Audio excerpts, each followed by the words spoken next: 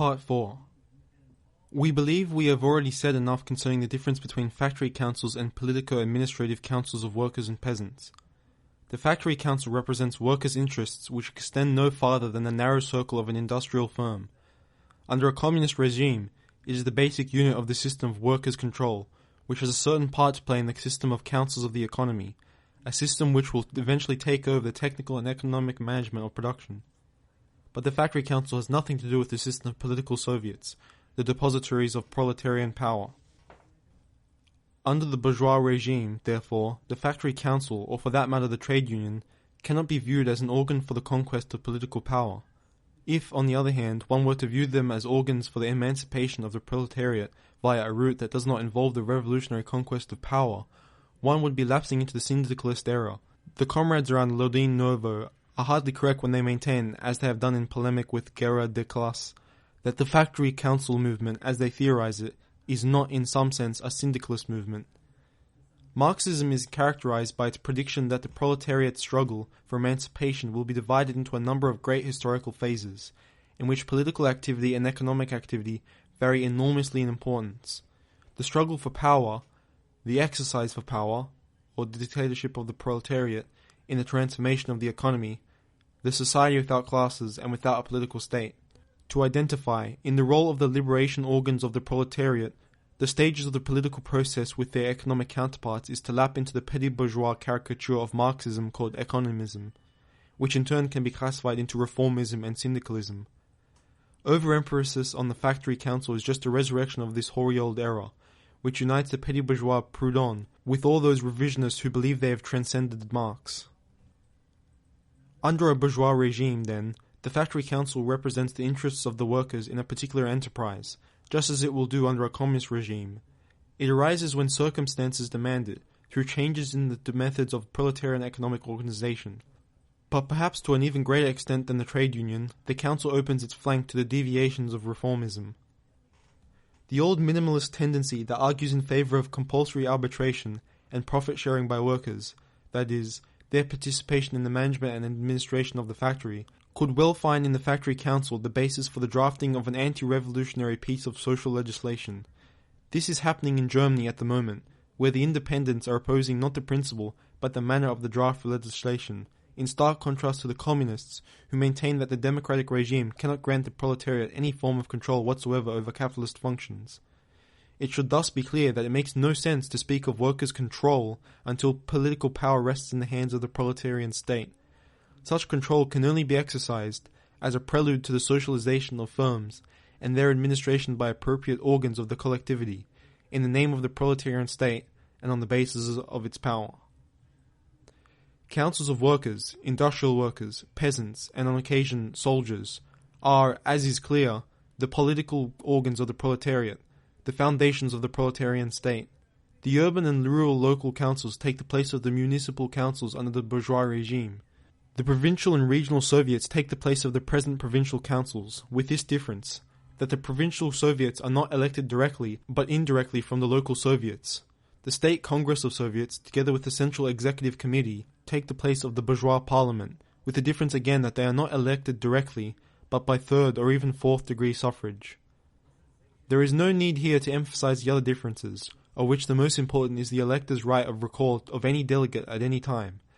If the mechanism to cope with these recalls is to be flexible, then the elections in the first place should not be based on lists of candidates, but should involve giving a single delegate to a grouping of electors who, if possible, should live and work together.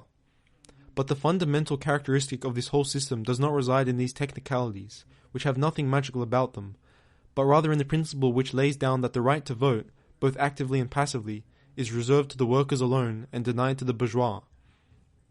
As far as the formation of municipal soviets is concerned, two errors are commonly encountered.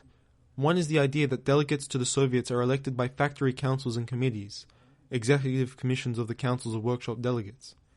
Whereas, in fact, as we make no apology for repeating, the delegates are elected directly by the mass of electors. This error is reproduced in the Bombaci proposal for establishing soviets in Italy. The other error consists in thinking that the Soviet is a body composed of representatives simply nominated by the Socialist Party, the trade unions, and the factory councils.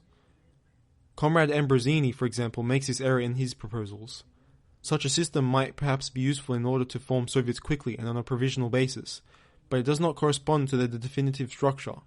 It is true that in Russia, a small percentage of delegates to the Soviet are added to those elected directly by the proletarian electors.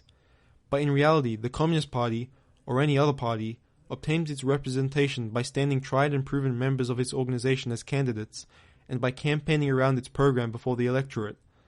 In our view, a Soviet can only be recalled revolutionary when a majority of its delegates are members of the Communist Party. All of this, it should be understood, refers to the period of the proletarian dictatorship.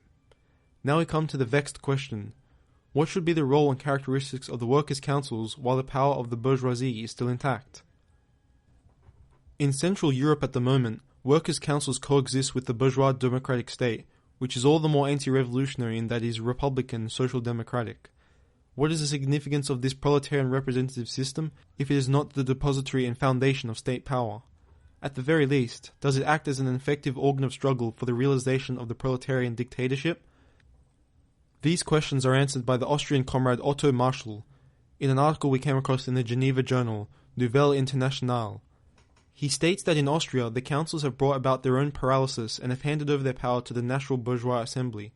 In Germany, on the other hand, according to Marschall, once the majoritarians and independents had left the councils, these latter became true foci of the struggle for proletarian emancipation, and Nosk had to smash them in order to allow social democracy to govern.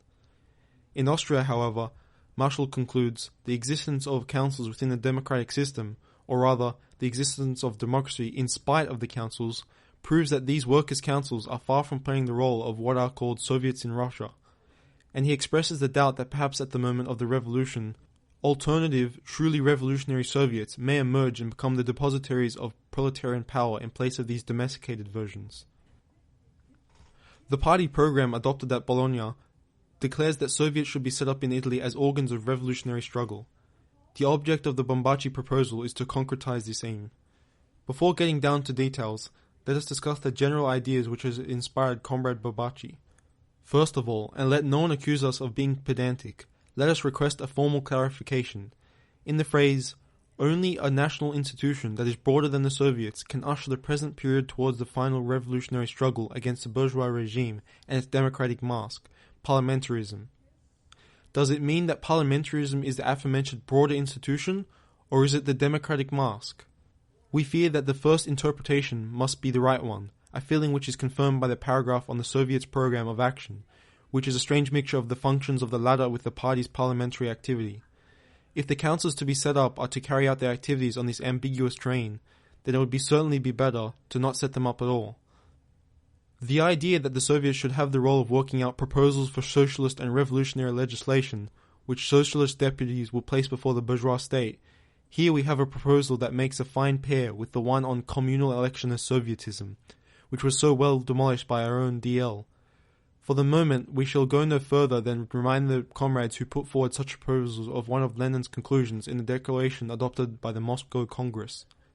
Put a distance between yourselves and those who delude the proletariat by proclaiming the possibility of their victories within the bourgeois framework, and propose that the new proletarian organs should combine with or collaborate with the instruments of bourgeois domination.